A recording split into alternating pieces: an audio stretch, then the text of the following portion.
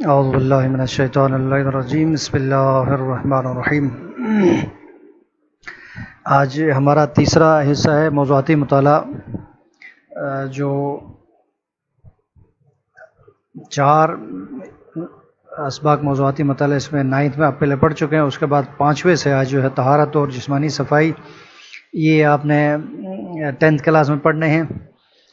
اس سے پہلے 2 حصے ہمارے مکمل ہو گئے، سورہ احزاب کے 5 چیپٹرز ہو گئے ہمارے مکمل۔ اس کے بعد آپ کے 10 احادیث میں سے آپ کے 11 سے لے کر 15 تک یہ 5 احادیث آپ کی یعنی جو ہے ہو چکی ہیں۔ ابھی تیسرا حصہ ہمارا ہے، آج اسے ہم جو شروع کر لیتے ہیں۔ آج جو ہے طہارت و جسمانی صفائی، یہ ہمارا ٹاپک ہے آج کا موضوعاتی مطالعے کا۔ بسم اللہ الرحمن الرحیم۔ طہارت و جسمانی صفائی، اسلام ایک مکمل ضابطۂ حیات اور دین فطرت ہے۔ اس طہارت کے ٹاپک پر جو ہے اس سے پہلے جو ہے بحث کرنے سے پہلے انہوں نے ذکر کیا کہ اسلام ایک مکمل ضابطۂ حیات ہے۔ ضابطۂ حیات یعنی زندگی کا قانون، اور دین فطرت ہے۔ اسلام کیا ہے؟ ایک ایسا دین ہے جو عین انسان کی فطرت اور نیچر کے مطابق ہے، اور یہ جو انسان کی نیچر ہے بالکل اسی کے عین مطابق جو ہے اللہ تبارک تعالیٰ نے جو ہے اسلام کے قوانین یعنی ضابطۂ حیات، زندگی کے قوانین قرآن مجید کی صورت میں یعنی وضع کیے ہیں۔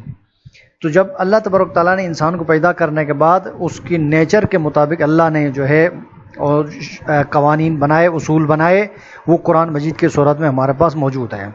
اب قرآن مجید ایسی کتاب کہ انسانی زندگی کے تمام پہلوؤں کو جو ہے اس کا احاطہ کیے ہوئے ہے۔ قرآن کا خود دعویٰ ہے، بسم اللہ الرحمن الرحیم، ولا رطب ولا یابس الا فی کتاب مبین۔ کوئی خشک تر ایسا نہیں ہے جس کا ذکر قرآن مجید میں موجود نہ ہو۔ تو اسی لیے انہوں نے پہلے اس کا ذکر کیا، دین اسلام کی اس کے جو ہے کہ یہ فطرت کا دین ہے، دین فطرت ہے، اور یہ اس میں جو قانون ہے وہ قانون انسان کی زندگی کے یعنی عین مطابق ہے۔ اللہ تعالیٰ نے اپنے اس دین میں تمام انسانوں، خاص طور پر مسلمانوں کو، تمام چھوٹی بڑی باتوں سے قرآن و حدیث کے ذریعے سے آگاہ کیا ہے۔ جس طرح پہلے میں نے آیت تلاوت کی، اس میں یہ بتایا کہ اللہ تعالیٰ نے اس دین میں تمام انسانوں کے لیے یعنی جتنے بھی انسان ہیں، انسانوں کے لیے، خاص کر مسلمانوں کے لیے، ظاہر دین یعنی صرف مسلمانوں کے لیے نہیں ہے، دین تمام انسانوں کے لیے ہے۔ جس طرح نبی تمام یعنی جو ہے لوگوں کا نبی، خدا تمام جو ہے انسانوں کا رب، اسی طرح نبی تمام انسانوں کا جو ہے نبی، اور اسی طرح قرآن تمام انسانوں کے لیے ہدایت کے باعث ہے۔ تو اللہ تبارک تعالیٰ نے جو دین ہے، دین اسلام، یہ صرف یعنی جو ہے یعنی مسلمانوں کے لیے نہیں ہے۔ دین اسلام کیا ہے؟ دین الہی ہے۔ اس لیے کہا کہ تمام انسانوں، خاص طور پر مسلمانوں کے لیے اس میں ہر بڑی بات سے لے کر چھوٹی بات قرآن کے ذریعے سے اور حدیث کے ذریعے سے اللہ تبارک تعالیٰ نے یعنی ہم تک یعنی جو ہے پہنچا ہے، انبیاء کے ذریعے سے اور یعنی کتابوں کے ذریعے سے۔ تو نبی کریم صلی اللہ علیہ وسلم کو آخری نبی بنا کر اپنے دین کو عملی طور پر سمجھایا، اور اس کے بعد اللہ تبارک تعالیٰ نے اپنے آخری نبی کو بھیجا اپنی آخری کتاب کو دے کر، اور ساتھ ہی جو ہے نبی کریم صلی اللہ علیہ وآلہ وسلم نے کیا کیا؟ عملی طور پر جو ہے اس دین پر عمل کر کے دکھایا۔ خود پریکٹیکلی طور پر رسول خدا نے اس دین پر عمل کر کے دکھایا، صرف سابقہ انبیاء کی طرح جو ہے یعنی جو ہے صرف تبلیغ کر کے تبلیغ نہیں کی، عقیدہ اور نظریہ بیان نہیں کیا، بلکہ رسول خدا نے جو ہے خود دین پر عمل کر کے دکھایا تمام کو۔ اسی لیے اللہ تبارک تعالیٰ نے جو ہے نبی کریم صلی اللہ علیہ وسلم کو اسوہ حسنہ قرار دیا ہے۔ کیوں؟ تاکہ ہر چیز واضح ہو جائے، یعنی ہماری آسانی کے لیے، ہم انسانوں اور خاص طور مسلمانوں کی بہتری اور ان کی آسانی کے لیے ہر چیز کو رسول اللہ نے خود عمل کر کے دکھایا۔ تو جس طرح یہ عام جو ہے تمام دین کے حوالے سے ہے، تو اس دین کے اندر جتنے بہت سارے پہلو ہیں، ان میں سے ایک پہلو یہاں پر ہے اب یہاں اس کا ذکر آ رہا ہے کہ ہمارے اس میں کہ چنانچہ کی طہارت اور پاکیزگی کے بنیادی اصول بتا کر صرف ایک قرآنی اور ایک حدیث پر اکتفا کیا جاتا ہے۔ تو یہاں پر جو ہے طہارت اور پاکیزگی کے بنیادی اصول جو ہے اس کو جو ہے بتانے کے لیے اس کو انہوں نے ایک آیت کا سہارا لیا اس کتاب والے نے، اور ایک حدیث بیان کی ہے۔ تو طہارت کے لغوی معنی نیچے آ جائیں گے، میں وہیں پر وضاحت کر دیتا ہوں، اور انشاءاللہ اس کے بعد جو ہے نیچے اور تشریح میں اضافی کر دیتا ہوں۔ قرآن کی ایک آیت جو ذکر کیا ہے طہارت کے حوالے سے وہ یہ ہے، بسم اللہ الرحمن الرحیم، وَثِيَابَكَ فَطَهِّرْ وَالرُّجْزَ فَاهْجُرْ۔ سورہ المدثر کی یہ دو آیتیں ہیں 4 اور 5۔ اللہ تبارک تعالیٰ نبی سے مخاطب ہے، وَثِيَابَكَ، اپنے کپڑوں کو، فَطَهِّرْ، پس پاک رکھ، طہارت کے لیے فطہر، پاک رکھ، وَالرُّجْزَ فَاهْجُرْ، وَالرُّجْزَ یعنی ناپاکی، نجاست، گندگی سے، فَاهْجُرْ اس سے دور رہا، ناپاکی سے اور گندگی سے دور رہا۔ یہ قرآن کی آیت ہے، اس میں یعنی طہارت کے حوالے سے بتایا گیا کہ ایک تو کہا کہ اپنے کپڑوں کو جو ہے جس کو جو ہے پاک رکھ، اور دوسرا جو ہے ناپاکی سے دور رہا، کہ اپنے جو ہے جس طرح نجاست جتنے بھی ہیں نجاسات، یعنی حدیث آیت یہ بتا رہی ہے کہ اس میں آیت میں یہ بتایا گیا کہ جتنی قسم کی نجاسات ہیں، چاہے وہ نجاست ظاہری ہو جیسے کپڑوں میں گندگی اور جسم گندا ہو ظاہری طور پر، یہ ظاہری نجاست کہلاتی ہے۔ ایک ہے طہارت مانوی، یعنی ایسی طہارت جو حکم شرعی پر عمل کر کے حاصل ہو جاتی ہے۔ مثلا آپ وضو کر لیتے ہیں، اگر وضو کے لیے یہ شرط ہے کہ آپ کے جو ظاہری اعضاء ہیں، آپ کے جو وضو کے اعضاء، آپ کے ہاتھ، آپ کے بازو اور آپ کے یعنی جو ہے پاؤں، اور اسی طرح آپ کا سر اور آپ کا چہرہ وغیرہ ظاہری نجاست سے بھی پاک ہونا چاہیے۔ لیکن جیسے ہی آپ جو ہے وضو شریعت کے یعنی قوانین کے مطابق آپ جو ہے وضو انجام دیتے ہیں، تو ایک اور باطنی طہارت ہوتی ہے کہ جو اس وضو سے پہلے آپ کو حاصل نہیں ہوتی ہے۔ مثلا وضو سے پہلے آپ نے ایک تو کیا ظاہری نجاست آپ نے دیکھا، اگر ہے تو اس کو صاف کر لیا، اور اب وضو سے پہلے آپ قرآن مجید پر ہاتھ نہیں لگا سکتے تھے، وضو سے کے بغیر آپ یعنی نماز یا عبادت انجام نہیں دے سکتے۔ جیسے ہی آپ نے جو ہے ان ظاہری نجاست کو بھی صاف کیا، اگر ہے تو جسم میں کہیں جو ہے اعضاء وضو میں کہیں پر ہے، اور جیسے ہی آپ نے جو ہے وضو کے اعضاء کو دھو لیا، آپ نے جو ہے شرائط کے ساتھ وضو کر لیا نیت کے ساتھ، تو پھر آپ کو ایک باطنی طہارت بھی حاصل ہو گئی شریعت کے اس کے قوانین پر فالو کرنے کے بعد۔ وہ باطنی طہارت یہ ہے کہ اب شریعت نے آپ کو کہا کہ آپ کے وضو کے طریقہ کار کے مطابق، شرائط کے مطابق آپ نے وضو کیا، تو شریعت نے اب یہ کہا اب تم اس وضو کے بعد تمہیں ایک طہارت باطنی وہ حاصل ہو گئی، وہ یہ طہارت ہے کہ اب تم نماز پڑھ سکتے ہو، اب تمہاری عبادت درست ہے۔ یہ طہارت کے کون سے ہو گئی؟ باطنی حاصل ہو گئی۔ تو طہارت کی 2 قسمیں ہیں، جو ہے طہارت باطنی، اور عام طور پر ایک اور بھی طہارت جس میں جو ہے ہوتی ہے نجاست کی ایک قسم، جو ہے اس طرح میں نے کہا طہارت ظاہری باطنی، اس طرح نجاست کو بھی 2 تقسیم کیا جا سکتا ہے، ایک ظاہری نجاست ہے، ایک باطنی نجاست ہے۔ باطنی نجاست یعنی انسان کا کفر بھی آ سکتا ہے، اس کا نفاق بھی آ سکتا ہے، اس کا شرک بھی آ سکتا ہے، اور اسی طرح جو ہے جتنے بھی جو ہے برائی ہے، منکرات ہیں، اس کو بھی یعنی جو ہے نجاست سے یعنی جو ہے انسان کے اندر موجود ہیں، اسے انجام دے اگر جو ہے گناہ کو، تو اسے باطنی میں شمار کیا جاتا ہے۔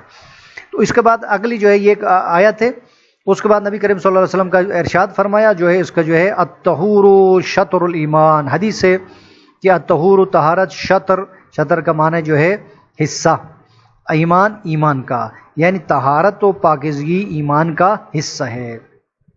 حدیث میں بتایا گیا کہ طہارت جو ہے کہا کہ نصف ایمان ہے، اسی لیے شطر کے جگہ میں بعض جو ہے احادیث میں یہ جملہ جو ہے الطہارت نصف الایمان یا الطہور نصف الایمان، اس طرح بھی ذکر ہوا ہے۔ تو ایک قرآن کی آیت کے ذریعے سے طہارت کو جو ہے اس کو جو ہے وہ بتایا گیا حکم، اور اسی طرح ایک حدیث کے ذریعے سے اس کے یعنی طہارت کا جو ہے اس کی اہمیت کو واضح کیا کہ طہارت جو ہے یعنی نصف ایمان ہے، یعنی پاکیزگی یعنی طہارت سے مطلب ہر قسم کی طہارت، وہ طہارت یعنی جو ہے اس میں سے مراد جو سے پہلے میں کہہ چکا ہوں، ظاہری کوئی نجاست آپ کے جسم میں نہیں ہو، عبادت کے لیے جو شرط ہے. اسی طرح انسان کوئی گناہ جو ہے جو انجام دیتا ہے وہ بھی کیا ہے، یعنی اس کا بھی جو ہے اس کے جو ہے وہ یعنی نجاست میں آتا ہے. وہ اگر انسان جو نیک کام انجام دیتا ہے تو وہ طہور ایمان کے اس کی طہارت کے باعث بن جاتا ہے. اور انسان کے اندر جو ہے اس کے جو ہے شیطانی وسوسے اور خیالات یہ بھی نجاست میں ہے. تو یہ طہور کا مطلب یعنی جو ہے یعنی آپ کے خیالات بھی پاک ہونا چاہیے حدیث کے حوالے سے، تب جو ہے یعنی طہارت جو ہے نصف ایمان ہوگی. طہارت سے مراد یہ ساری چیزیں ہیں، یعنی آپ کا جو ہے ذہن پاک ہو، آپ کے جو ہے اعمال پاک ہوں یعنی نیک ہوں، اور آپ کے جو ہے ظاہری لباس اور آپ کے جو ہے یعنی بدن بھی عبادات کے لیے جو شرط ہے وہ پاک ہونا چاہیے. اب اوپر جس طرح ٹاپک ہمارا تھا کہ طہارت اور جسمانی صفائی، کیونکہ طہارت ایک اصطلاح ہے، اس میں شریعت کی اس میں اصطلاح موجود ہے طہارت. اب ایک دوسرا جو ہے جملہ انہوں نے کیا، جسمانی صفائی. تو سب سے پہلے ہم طہارت کو لے لیتے ہیں. یہاں طہارت سے کیا مراد ہے، طہارت کے لغوی معنی کیا ہیں اور اس کے اصطلاحی معنی کیا ہے. سوال آتا ہے آپ کے جو ہے اس میں شارٹ آنسر میں سوال آ سکتا ہے کہ طہارت کے لغوی معنی اور اصطلاحی معنی کیا ہے. تو اس سوال کا جواب یہ ہے، آپ ذہن میں رکھیں، یہاں سے میں بتاتا ہوں. طہارت کے لغوی معنی کیا ہیں، پاک ہونے کے. طاہر مطہر، ٹھیک ہے، طہارت پاک ہونے سے. اب لغوی معنی یہ ہے پاک ہونے سے. پاک ہونے سے مطلب یہ ہے کہ آپ کے کپڑے نجس تھے، آپ نے دھو لیا، پاک ہو گئے. آپ کا جسم نجس تھا، آپ نے دھو لیا، پاک ہو گیا. تو اسی طرح آپ کا جو ہے وہ جسم گندا تھا، آپ کے جو ہے وہ صفائی کے لیے نہایا، تب بھی جو ہے وہ آپ پاک شمار ہوں گے. لیکن اصطلاح شریعت میں کس کو طہارت کہتے ہیں، یہ تو لغوی معنی تھا. آج کے دور میں صفائی کا تو خیال رکھا جاتا ہے اور شریعت کے اصولوں کو اپنائے بغیر عام غسل کرنے کو طہارت کے مفہوم میں لے آتے ہیں. یہاں اس سے یہ بتانا چاہ رہے ہیں کہ اگر کوئی انسان کو یعنی جو ہے جسم میں میل کچیل ہے یا چہرے میں میل کچیل ہے، وہ دھو لیتا ہے یا وہ نہا لیتا ہے، یا اس کو یعنی گرمی لگی، پسینہ آتا ہے، اس نے نہا لیا، تو جسم تو پاک ہو گیا، لغوی معنی لحاظ سے وہ پاک ہو گیا، ٹھیک ہے. اور اس نے جو انسان نے جو ہے صابن شیمپو سے نہایا اچھی طریقے سے، یہ جو ہے وہ پاک ہو گیا.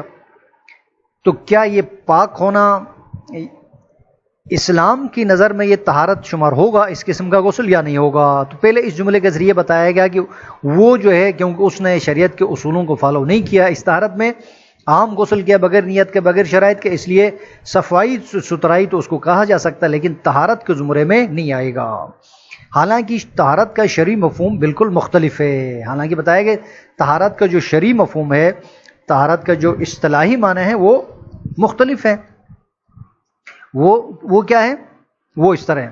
اور شریعت کے بتائے ہوئے اصولوں اور اس کی شرائط کے مطابق صفائی نہ کی جائے طہارت نہیں ہوگی، اور طہارت نہ ہونے کی وجہ سے کوئی عبادت قبول نہیں ہوگی. تو اس کو عبارت کو میں چینج کر کے پڑھ لیتا ہوں. اس کا یہ جواب ہوگا، یعنی سوال کا جو دوسرا حصہ جس کو ہم نے کہا طہارت کے شرعی معنی یا اصطلاحی معنی، وہ ہوگا، وہ اس طرح ہوگا: شریعت کے بتائے ہوئے اصولوں کے مطابق صفائی کرنے کو مطلب یعنی اس میں یہ کہیں شریعت کے بتائے ہوئے اصولوں کے مطابق وضو یا غسل کرنے کو طہارت کہتے ہیں. یہ اس کے اصطلاحی معنی ہوگا، کیونکہ انہوں نے اس کو تھوڑا سا عبارت جو ہے دوسرے طریقے سے بیان کیا ہے کہ شریعت کے بتائے ہوئے اصولوں اور اس کی شرائط کے مطابق صفائی نہ کی جائے طہارت نہیں ہوگی. اس لیے میں نے اس کو یہ نفی میں نہیں کیا، میں نے اس بات میں اس کو جواب آپ کے لیے آسان کر دیا ہے کہ ایک دفعہ پھر دیکھیں کہ سنیں: شریعت کے بتائے ہوئے اصولوں کے مطابق صفائی کرنے کو یا وضو یا غسل کرنے کو طہارت کہتے ہیں.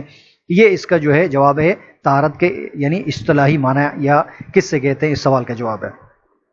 اور پھر کہا کہ جب طہارت نہیں ہوگی، جب یعنی شریعت کے بتائے ہوئے اصول کو فالو نہیں کیا، مثلا وضو کا جو طریقہ شریعت نے بتایا اس میں فالو نہیں کیا، نیت نہیں کیا، ٹھیک ہے، جو اعضائے وضو ہیں اس کو جو ترتیب ہے ایسے نہیں دھوئے، آپ نے ویسے ہی جو ہے وہ یعنی جو ہے دھو لیا.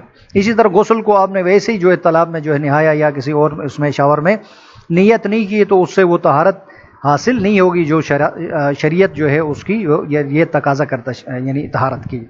تو جب طہارت نہیں ہوگی شریعت کے نظر میں، کیونکہ اصول کو فالو نہیں کیا ہے، تو جب طہارت نہیں ہوگی تو اس کی عبادت بھی قبول نہیں ہوگی. کیوں؟ اس لیے کہ عبادت کی قبولیت کے لیے یعنی شریعت نے طہارت کو لازمی قرار دیا ہے. بس طہارت کا یہ مفہوم اب یہاں کلیئر ہو گیا.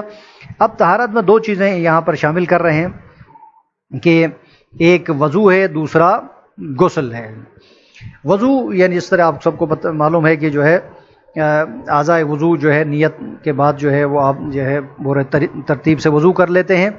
تو یہ اس وضو سے کیا ہوتا ہے، آپ پاک ہو جاتے ہیں. اب آپ عبادت کے قابل ہو جاتے ہیں، آپ قرآن کو چھو سکتے ہیں، آپ جو ہے نماز پڑھ سکتے ہیں. اسی طرح دوسرا جو ہے غسل کا بھی. غسل یہ ہے کہ اگر آپ نے عام غسل کیا تو وہ آپ کا جو ہے جسم پاک نہیں ہوگا، آپ کی عبادت درست نہیں ہوگی. لیکن آپ نے شریعت کے بتائے ہوئے قوانین کے مطابق جو بعد میں جو ہے بتایا جائے گا، یعنی ویسے غسل کریں گے تو آپ کو جو ہے یعنی شریعت کے نظر میں آپ وہ طہارت حاصل ہو جائے گی، اور آپ نماز کے لیے اور دیگر عبادات کے لیے آپ جو ہے وہ یعنی جو ہے یعنی تیار ہو جائیں گے، اور شریعت کی روح سے آپ کی نماز یعنی اور عبادات درست ہو جائیں گے.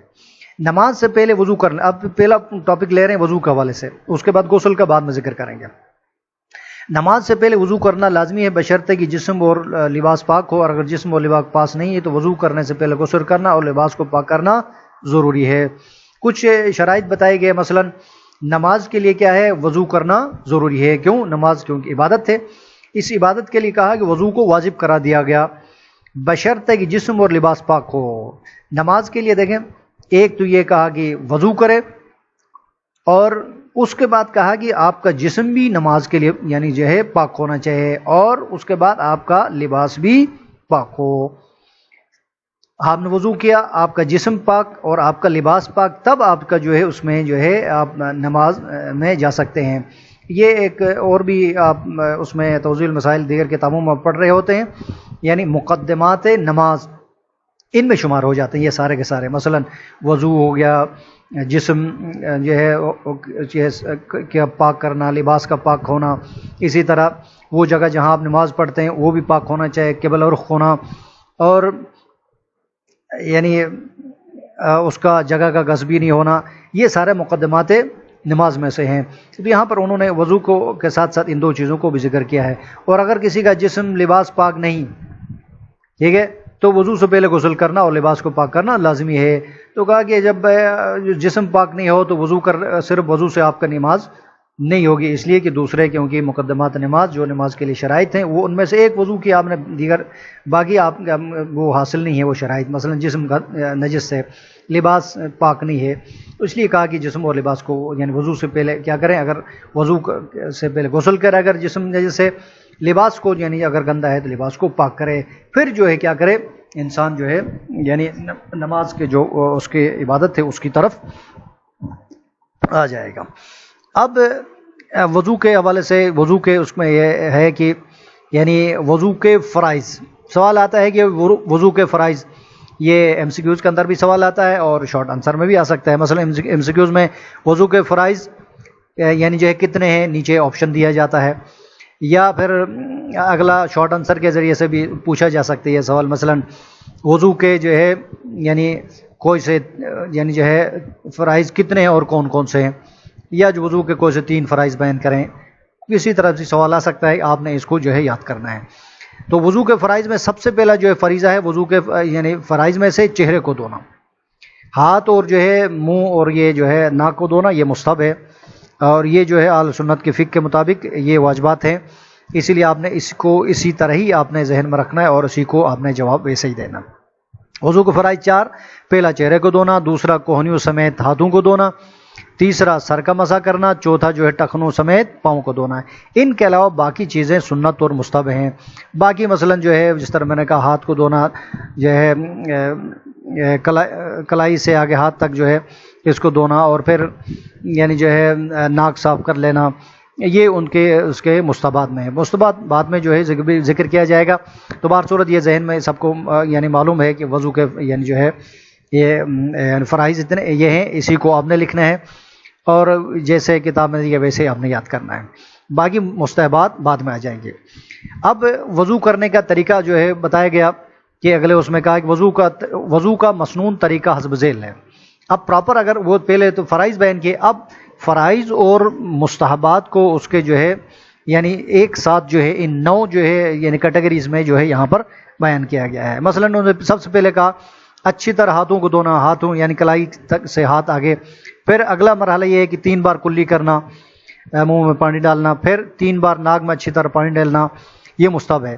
پھر چوتھا پوائنٹ یہاں پھر جو ہے ہمارے واجبات میں سے آتا ہے، فرائض میں سے، چہرے کو پیشانی کے بالوں سے ٹھوڈی کے نیچے تک اور یہ کان کے لو سے دوسرے کان کے لو تک اچھی طرح دھونا ہے۔ یہ جو ہے چہرے کا جو ہے حد واجب بیان کیا گیا ہے لمبائی اور چوڑائی میں۔ تو اس کے علاوہ سائڈ پر اگر وہ جو ہے مثلا پیشانی کے بالوں سے ٹھوڈی تک، نیچے اور اوپر کا جو ہے بتایا لمبائی میں، اور چوڑائی میں کان کی لو سے لے دوسرے کان کے لو تک جو ہے یہ بتایا گیا، اس طرح ہم نے جو اس کو دھونا ہے چہرے کو۔ نمبر 5 ہے کوہنیوں سمیت بازو کو دھونا ہے۔ بازو دھونا ہے کوہنی سے یہ لے کر جو ہے آخری ہاتھ کے اس کے انگلیوں کے سرے تک، یہ جو ہے اس کے یعنی جو ہے واجبات میں سے ہے۔ پھر اگلا ہے چھٹا جو ہے سر کا مسح، یہ بھی واجبات میں سے ہے، فرائض میں سے۔ ٹخنوں سمیت دونوں پاؤں کا دھونا، یہ بھی جو ہے 7ویں نمبر پر، یہ بھی جو ہے فرائض میں شامل ہے۔